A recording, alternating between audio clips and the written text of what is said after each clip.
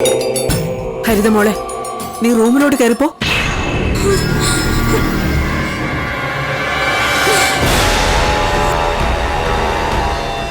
അകത്ത് കയറി വാതിലടച്ചിരുന്നു. ഇയാളെ ഞാൻ കൈകാര്യം ചെയ്തോളാം.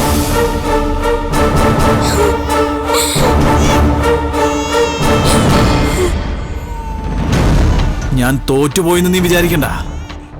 എല്ലാം നഷ്ടപ്പെട്ട് നിൽക്കുന്നവനാ ഞാൻ. അകത്ത് കയറി മുറി അടച്ചിരുന്ന നീ രക്ഷപ്പെടുവോ? ഇല്ല. കരയില്ലടാ, കരയില്ലടാ ചക്കരെ. പേടിച്ചു പോയോടാ, കരയല്ലേ. ഹരിതേ, നീ മുറിയിലേക്ക് പോ.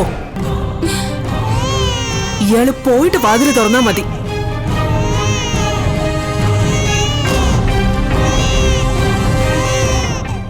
നീ എന്തിനാ ഞങ്ങളുടെ ഇടയ്ക്ക് കയറി നിൽക്കുന്നേ?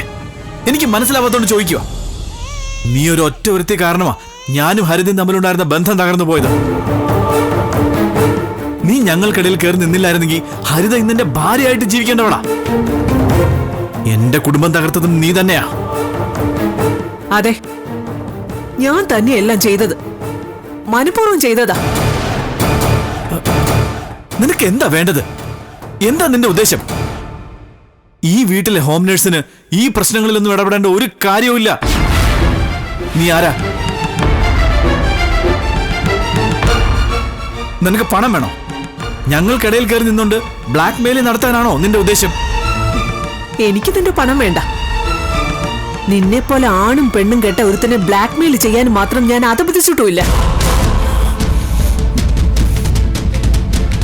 നീ ഹരിതയിൽ വെച്ചിരിക്കുന്ന ദുഷ്ടലാക്ക് തിരിച്ചെടുത്തോണ്ട് സ്ഥലം വിടുക. ഇനി മേലിൽ ഇവളെ ഉപദ്രവിക്കരുത്. അത്രേ എനിക്ക് വേണ്ടു.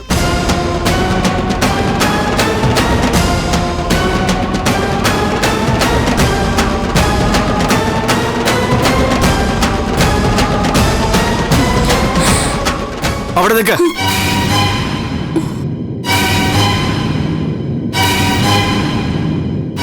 നിന്നോട് എനിക്ക് ഒന്നേ പറയാനുള്ളൂ. ഇന്നൊരു ദിവസത്തേക്ക് ഞാൻ എല്ലാം ക്ഷമിച്ചിരിക്കുന്നു.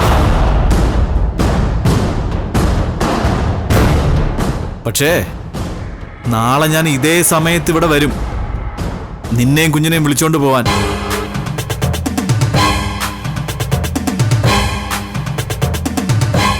റെഡി ആയിട്ടിരുന്നോണം. 5 മിനിറ്റ് സമയേ നിനക്ക് ഞാൻ തരൂ എന്റെ കൂടെ ഇറങ്ങി വരാൻ.